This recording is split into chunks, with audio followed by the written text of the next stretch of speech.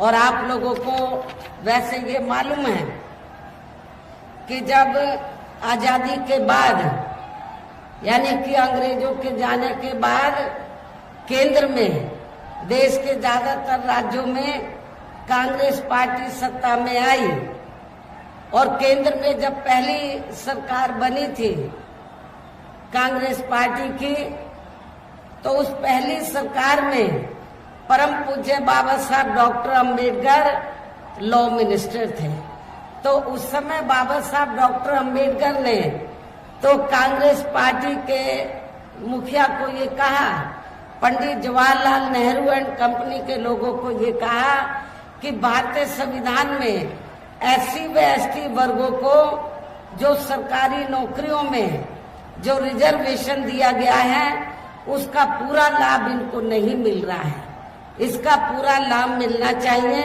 इस मामले में सरकार को सख्त कदम उठाने चाहिए। इतना ही नहीं, बाबा साहब ने ये भी कहा कि भारतीय संविधान में मैंने आर्टिकल 340 की व्यवस्था की है, तो जिसके तहत तो इस देश में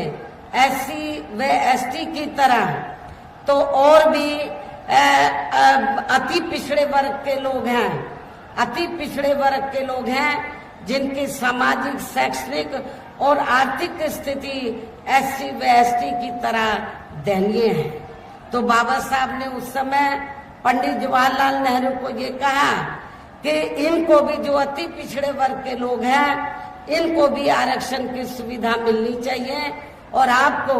आर्टिकल 340 के तहत कमीशन बैठाकर इनको रिजर्वेशन देना चाहिए। लेकिन कांग्रेस पार्टी की सरकार ने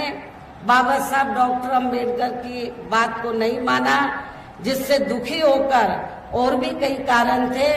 जिससे दुखी होकर फिर परम पूज्य बाबा साहब डॉक्टर अंबेडकर को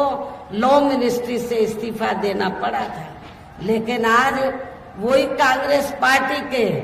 उनके चेले चाटे क्या कहते हैं कि हम आरक्षण के खिलाफ नहीं हैं, हम संविधान के खिलाफ नहीं हैं, लेकिन इनके पुरखों ने तो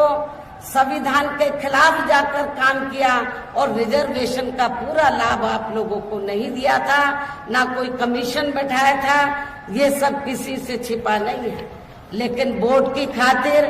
आज उनके जो चेले चाटे हैं या उनके अनुयायी हैं, तो आज वोट की खातिर आरक्षण को लेकर बड़ी बड़ी बातें कर रहे हैं। इस मामले में बीजेपी भी कोई पीछे नहीं है, जबकि इन सभी पार्टियों की नियत, सोच जो है वो रिजर्वेशन के खिलाफ है और जिसकी वजह से ही फिर हमें बीएसपी बनाने की जरूरत पड़ी। यदि कांग्रेस पार्टी ने शुरू में अपनी जिम्मेवारी को ईमानदारी, निष्ठा से निभाया होता तो हमें बीएसपी बनाने की जरूरत नहीं पड़ती। और इतना ही नहीं, फिर जिसकी वजह से ही फिर पिछले कई वर्षों से बीजेपी व इनके सहयोगी दल केंद्र एवं काफी राज्यों की भी सत्ता में काबिज हो गए हैं, लेकिन इनकी भी ज्यादातर रही जातिवादी, पूंजीवादी, संकीर्ण, सांप्रदायिक व द्वेषपूर्ण नीतियों एवं कार्य प्रणाली आदि से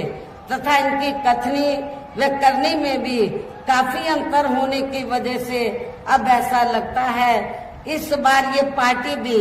यानी कि भारतीय जनता पार्टी भी केंद्र की सत्ता में आसानी से वापस आने वाली नहीं है, बशर्ते